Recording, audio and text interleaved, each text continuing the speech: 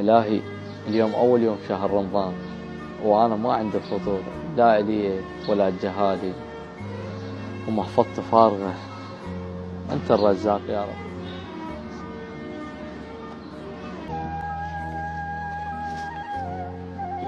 في الألف أنا بحط البابا وأجيب النبي فطور. بابا حق هذا الألف وأجيب النبي فطور. صار بابا عافية حبيبي. صار هذا الألف شي يجيب لي خبز، يجيب لي فطور الجهالي.